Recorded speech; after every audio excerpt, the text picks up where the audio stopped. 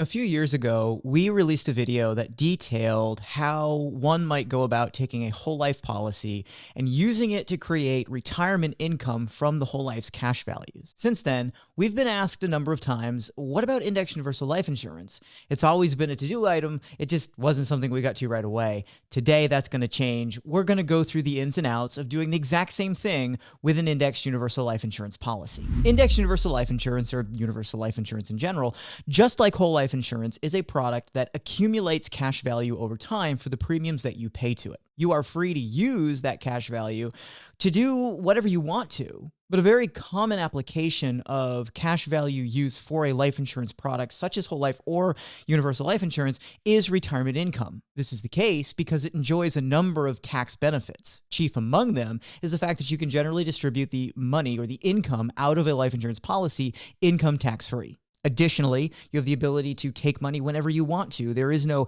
age 59 and a half requirement, for example, to avoid a penalty tax. There are also no RMDs associated with a life insurance contract. And there's a level of stability that life insurance brings to the table in terms of year-over-year rate of return and no risk of loss of principal that is very attractive from a risk mitigation standpoint. So having said all that, let's get into how you can use indexed universal life insurance as a retirement income source. We're going to be using all of the same parameters that we used a few years ago when we looked at a whole life insurance example. So this includes a male age 35. We're going to use a $25,000 premium per year. The death benefit on this policy, it's designed to be the most optimal approach to create as much cash value growth accumulation in the policy as possible. This ledger here shows us the projected values over time for paying that $25,000 premium and what happens both to cash values in the policy as well as the death benefit. So, as an example, we pay $25,000 in year one. We have $21,963 in total cash accumulated in the policy, but do notice there's a difference in the accumulation value and the cash value. $21,963 is the cash in the policy, but there's $4,804 reflected in this cash value column. We could also think of this cash value column as the cash surrender value. And the reason these two values here, or these two columns here, are different is because this is universal life insurance, so there is a surrender charge for some period of time in the policy. In fact, it goes on all the way to year 12. That's the last year that we see cash value is, or the accumulation value is a larger value than the cash value column. After that, starting in year 13, they equal one another. What that means is at that time, the surrender charge has gone away.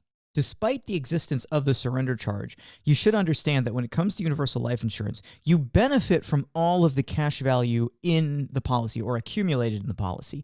The cash surrender value is simply the amount that you have access to if you were to take a loan or if you were to cancel the contract. So as an example, let's look at year 5.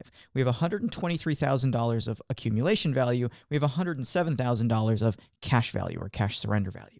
So what this means is the interest payable on the policy is payable on the cash accumulation in the policy. So if we, for example, earn an 8% index credit in this year, we will receive 8% on $123,316. So we're going to benefit from the fact that we have all of this accumulation value. But if we wanted to take a loan against the policy, the maximum value that we can take a loan against is the $107,539.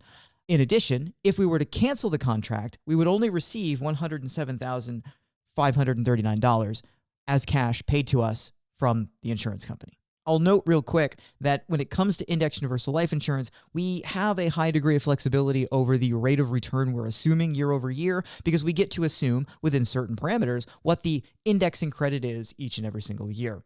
This can vary from product to product because it varies from index option to index option. But in the case of the ledgers that you're seeing in front of you, the assumption that we have made is that 6% will be the accumulation interest rate in every single year. So in our example, we're paying $25,000 all the way up to age 65, and then we stop. And we see in year 66, the premium amount goes to zero. We will have paid over this entire time frame $750,000 into this policy. The cash accumulation that we will have starting in year 30, the last year that we put premium in there, is almost $1.8 million. And for what it's worth, we'll have nearly a $2.3 million death benefit that has accumulated over time. Now, in the case of the whole life policy, we did see a reduction in death benefit because we triggered a paid up feature of the whole life product when we looked at that a few years ago. We do see a drop in death benefit here on the universal life policy. However, there is no paid up status that is being used with a universal life policy because, in general, there are no paid up features to universal life insurance. There are things that we can do to mimic the functionality of the reduced paid up feature that we talked about when we looked at the whole life example, but we do not reach contractually guaranteed paid up status on a universal life insurance policy. Starting in year 31, age 66, we begin income. We can see it through this net distributions column. That a number is $117,564. And we receive that per year up to the assumption of age 100 for this particular insured. Keep in mind that this nearly $118,000 payment that's being received because it's life insurance is received income tax-free. I'll also note that we talked with the whole life product about withdrawals and then loans. When it comes to universal life insurance, while we can do that, we rarely ever do that. It's normally the case with a universal life policy. We will always just use loans to distribute income from the policy. Just as we did with the whole life policy, I want to take a moment to look at some figures here at age 100 and note what has gone on. So keep in mind that we paid a total of $750,000 in premiums into this policy. By the time age 100 arrives, we will have distributed $4,114,740 from the policy. That's what we've received net in income from this policy. Also notice that at age 100, there is a $601,000 death benefit still in force. So if this person had distributed all of this income from the policy and then dies at age 100, the beneficiary or beneficiaries are going to receive $601,000 from the policy, which means the total benefit extracted totals $4,715,843. All again for the commitment over a 30-ish year period of $750,000. Now, one thing that I did not address in the whole life video, but people do ask us quite frequently. So this 117,564, that's cool. But what happens if you get to this point and you don't need $117,564? What happens if you need like $65,000 coming out of the policy on an annual basis? Fine, you can do that. There's no problem with that. This is simply showing us what the maximum amount we should expect to take out is in each year, given what has happened to the policy and what we assume will happen to the policy.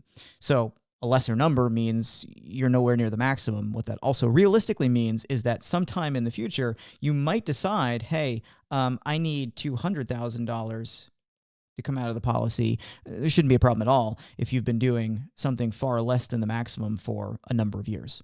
So that's the basic functionality of distributing income from an indexed universal life insurance policy, which, if you've seen our other video on whole life, you'll notice is basically the same. But one of the items that we didn't address in the last video that some people have asked is, how exactly do you go about distributing the money? Like, what's the actual process? It's a fairly simple one. You contact the insurance company, however frequently you wish to take money out, and you request a withdrawal or a loan. And if you are going to make systematic withdrawals or loans from the policy, let's say because you plan on taking income on a monthly basis, you can actually set up an automatic program to receive the money via electronic funds transfer to your bank account. Once that's put in place, you'll receive the money that you wish to receive each month automatically. You will receive a 1099 at the end of the year from the insurance company. This is done mostly for anti-money laundering purposes. It'll also show a zero taxable distribution from the policy. I bring this up because on occasion, people sometimes get a little worried when a 1099 shows up that they weren't expecting, especially from an insurance policy that they thought they could take tax-free distributions from. It's still tax-free. It's just an accounting purpose to sort of account for the dollars that are flowing in and out of a financial instrument because U.S. tax code wants to keep track of those things. We should note that the one critically important thing that you must follow if you want to keep everything tax-free with a life insurance policy is that the policy must remain in force. So if after several years of taking income from the policy, you chose to cancel it for its cash accumulation value, you would create a taxable event to the degree that you distributed gain out of the policy. I hope you found this video helpful for the sake of understanding parts of index universal life insurance. Here are some more videos we think you would find interesting, and we will see you again soon.